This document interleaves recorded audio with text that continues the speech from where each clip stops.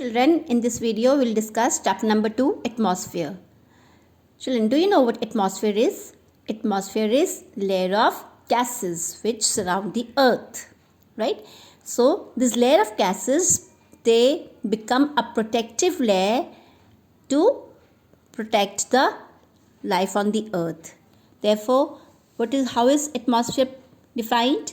Atmosphere is defined as the protective layer of gases surrounding our planet Earth is called atmosphere. And this layer of gases, or you can say air, it is held with the help of gravitational pull of the earth.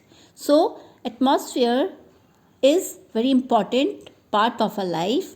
Okay, atmosphere works as a producer of the weather and protector of life on the earth. So how is atmosphere important to us? That it over here the weather is produced as well as it protects the life of the earth, as we read. And widest of all four realms. So there are many spheres of the earth and atmosphere is the widest of all. Okay, what are those four realms? We have lithosphere, hydrosphere, biosphere, atmosphere. Out of all these four, you'll find atmosphere to be the widest one. Lithosphere refers to the lithos is the sphere consisting of rocks. Hydrosphere is consisting of water. Biosphere, the sphere which consists of plants and animals. And atmosphere, which consists of air and gases present in it, right?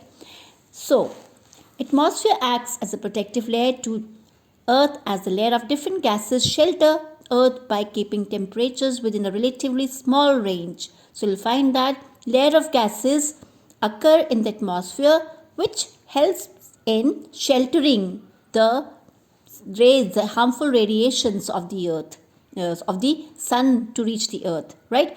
So air does not absorb, though. However, over here means though air does not absorb much of the insolation. Insolation refers to the solar radiation, the rays of the sun reaching the earth's surface is called insolation.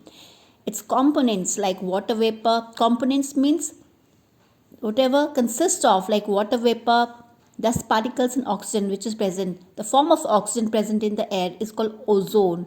So it is not absorbed by air, but it protects the earth by blocking harmful rays of the sunlight. That's what I mentioned just now, that it blocks the ultraviolet rays of the sun. The ultraviolet rays of the sun is the solar radiation. The direct rays of the sun is very harmful.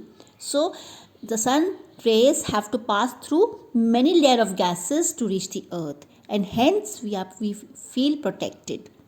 Atmosphere is of great importance as it makes life possible on earth. Now let's read about the composition of the air. Now we can also say composition of atmosphere. So it consists of many gases. You'll find water vapor present in atmosphere along with dust particles also. Then the main components of atmosphere is nitrogen. You can see nitrogen is 78%. Then we have 21% oxygen.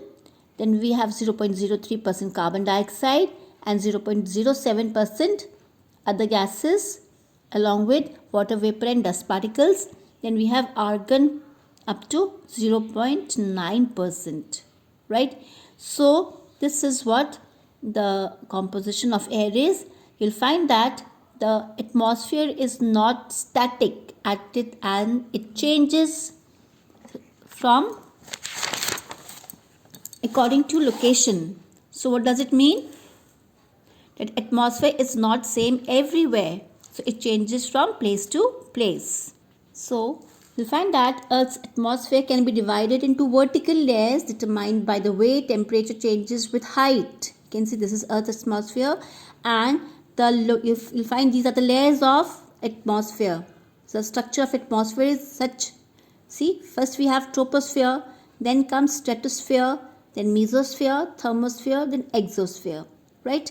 Now when you'll see, just go through each and read the characteristics, you'll find that as we go far away from the earth, uppermost layer, that is exosphere, the air thins out and merges with the interplanetary space. Okay, so you'll find the gases scattered here and there, and the gravitational pull of the earth. All these layers are held by the earth's gravitational pull. But as we go away from the earth, these spheres they experience minimum gravitational pull of the earth. Right? This is what we are going to study now. Let's go one by one to each and every topic. So as we read, some details are mentioned over here. The present atmosphere is completely different from the atmosphere that existed earlier. When the planet first cooled down 4.4 billion years ago, volcanoes spewed out steam, carbon dioxide and ammonia. Ammonia is also a very harmful gas, and it was 100 times as dense as today's atmosphere. So like just the earlier 4.4 billion years ago, this is a record of 4.4 billion years ago, that the air was 100 times as dense as today's atmosphere. So scientists have identified 5 different layers in atmosphere. This classification is made on the basis of density and temperature. The height of the layers varies according to season and latitudes. Okay, each layer has identifiable zone of marked change leading to its temperature and composition. So you'll find there are some layers, the boundaries between the layers. These boundaries between the layers are called pauses. So here we have a pause. Okay, these are called pauses. So everywhere there's a space you can see over here, these are all pauses. Right? So there are 5 different layers as we mentioned. First layer is troposphere. Troposphere is the lowest layer of the atmosphere and is closest to the earth. Okay. Second thing, you can see that on average troposphere extends from the ground to above 10 kilometers. Extend means it stretches to 10 kilometers up. Okay, and it goes by, like it is said that it is 6 kilometers at the poles to more than 16 kilometers at the equator. So that is how you will find that it is not same everywhere. The top of the troposphere is higher in summer than in winter. Now most of the mass, that is about 75 to 80% of the atmosphere, is in troposphere. Since water vapor and dust particles are present in this layer. So one more feature of troposphere you may underline, that in this layer you will find water vapor and dust particles. And all the weather conditions, as I told you, all weather occurs in this layer. So weather conditions, the changes taking place in weather occurs in this troposphere. Next, air is warmest at the bottom of the troposphere near the ground level. Obviously, near the ground level you will find the air is warm because the ground is deep beneath the earth, it is quite hot. So air also gets heated up and it is warm at the bottom of the troposphere. Higher up it goes colder. So if you move away from the ground, you'll find that the air starts getting colder, and the pressure and density of the air also gets becomes less as at high altitudes. Now altitude refers to height. When you go to a certain height, you'll find that the density as well as the pressure of the air also decreases, right?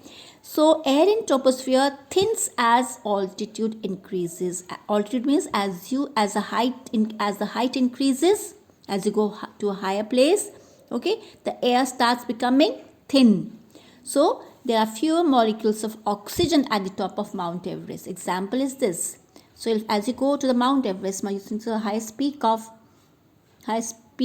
that is Mount Everest, you'll find that when you reach to a certain height, you'll find that the oxygen level decreases.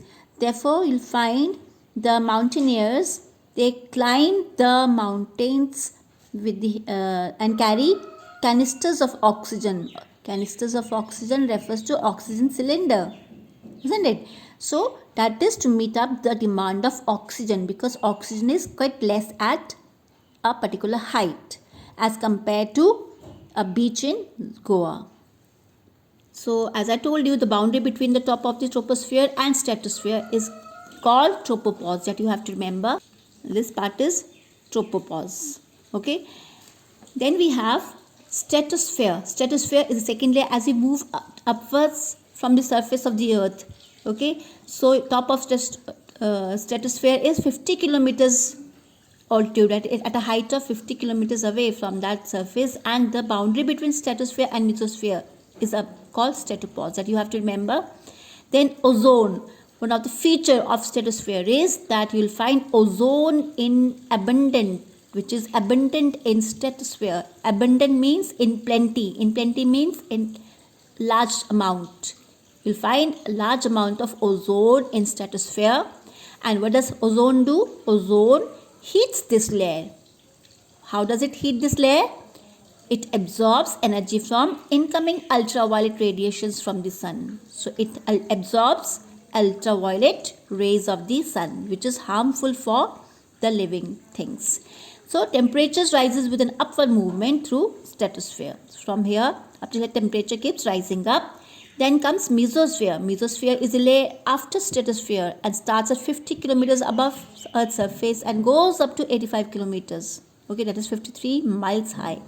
So in this layer you'll find with higher altitude, it's a height gained, so obviously the temperature becomes colder. As I told you, as you go up in the air becomes, the temperature cools down. So mesosphere has the coldest temperature in the atmosphere, that you have to underline, dipping as low as minus 120 degrees Celsius. Then you can just note it down in terms of Fahrenheit and Kelvin. Then most meteors from space burn up in this layer because of air resistance and friction. Now what is air resistance? Air resistance is a type of friction between air and another material. Right? Resistance means when two things rub against each other. This is called resistance. So when I just take an example of aeroplane. An aeroplane flies through air. So as the aeroplane flies through air, the air particles hit aeroplane, making it difficult to move through, and therefore the aeroplane has to make an effort to move through the air. So that is called air resistance. That is what is called air resistance. What is friction? Friction is again the force between two surfaces. Okay, the forces that are opposite, that you have to remember.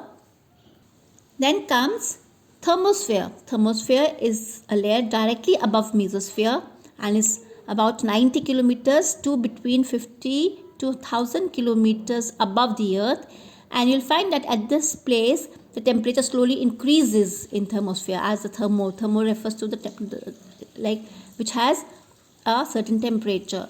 Then comes exosphere, which is the uppermost layer, outermost layer, and here you'll find the atmosphere thins out and merges with interplanetary space. We're talking about the Earth's atmosphere. So obviously there's a space where this exosphere merges out, and it is located directly above the thermosphere.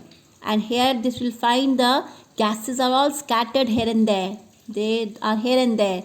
And the gravitational pull, what is gravitational pull? The attraction of the Earth, which keeps it intact, is also quite less in this layer.